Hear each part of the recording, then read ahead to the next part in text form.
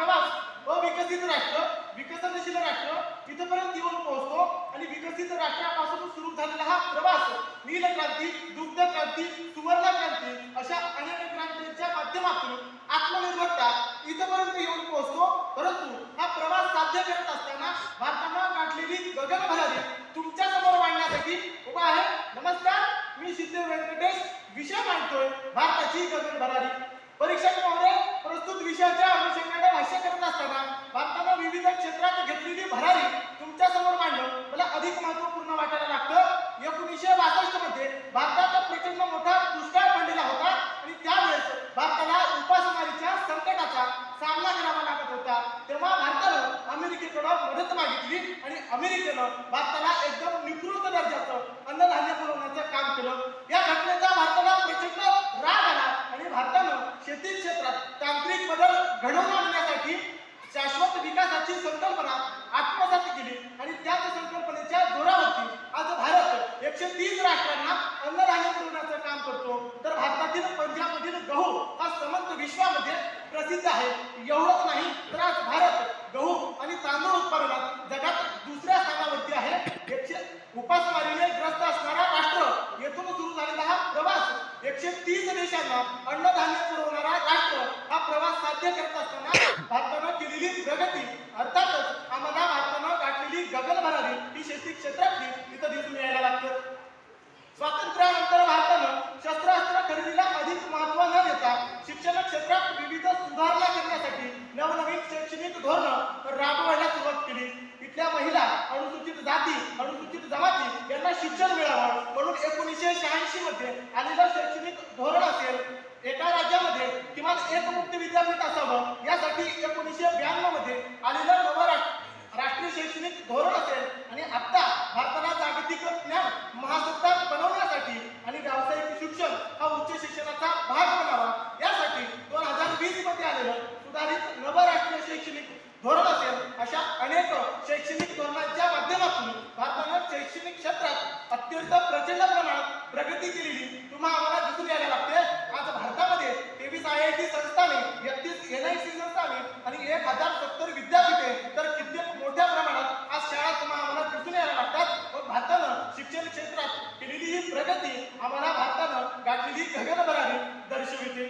त्याही पुढे जाऊन सांगायचं झाल्यास 2009 मध्ये समग्र विश्वामध्ये आर्थिक महामंदीची लाट उसळली.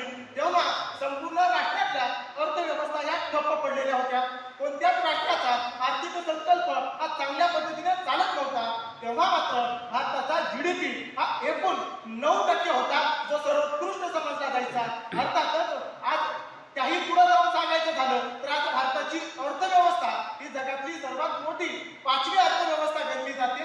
अर्थातच काय तर भारतानं आर्थिक क्षेत्रात केलेली ही प्रगती आम्हाला गगनभरारी दर्शवते. त्याही पुढे जाऊन सांगायचं झालं कधी काही रशिया, चीन अशा इतर राष्ट्रांच्या साह्यानं अंतराळात उपग्रह पाठवणारा आमचा भारत देश आज त्याच भारत देशानं इतर 34 राष्ट्रांचे 342 उपग्रह अंतराळात यशस्वीरित्या पाठवण्याचं काम केलं. आज भारतात जगातल्या सर्वात जलद गतीने विकसित होणाऱ्या अंतराळ संस्थांपैकी एक असलेली इंडियन स्पेस रिसर्च ऑर्गनायझेशन अर्थात इस्रो ती सुद्धा भारतातली. चंद्राच्या दक्षिण ध्रुवावरती सॉफ्ट लँडिंग करणारा भारत हा ठरलेला पहिला देश असेल, अथवा चंद्रयान 3 ची यशस्वीरित्या राबवलेली मोहीम असेल, G20चं यशस्वीरित्या भारतात झालेलं आयोजन असेल, चीनला धुडकावून make in India, skill in India अशा दिलेला नारा असेल आणि समंत विश्वाला वसुधैव कुटुंबकमचा दिलेला संदेश असेल. अर्थातच काय तर आज भारत स्वतःच्या कर्तृत्वाच्या जोरावरती स्वतःचं अस्तित्व निर्माण करतोय. अर्थातच आज माझा भारत देश प्रत्येक क्षेत्रात गगनभरारी घेतोय.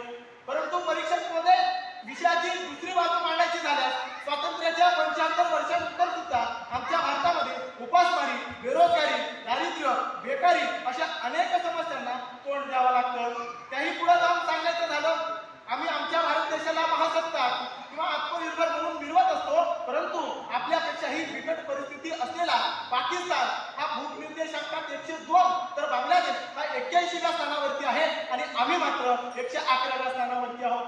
परीक्षक महोदय, विषयाच्या समारोपाकडे वळत असताना मला सांगावं असं वाटतं की आपण गगन भरारी घेतोय याची अपेक्षा न ठेवता आपण जाणीव ठेवायला पाहिजे. आज तुम्ही 2 शहरांना जोडणारा समृद्धी महामार्ग बनवताय, परंतु तुम्हाला 2 खेड्यांना जोडणारा शाश्वत विकासाचा महामार्ग बनवावा लागेल.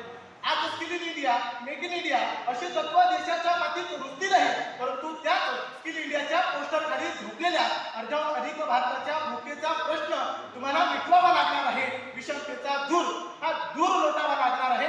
तेव्हाच माझा भारत देश खऱ्या अर्थानं सर्वसमावेशकरित्या गगन भरारी घेतलेला असेल आणि तो नक्कीच घ्यावा. एवढाच माफक आशावाद. मनपूर्वक धन्यवाद.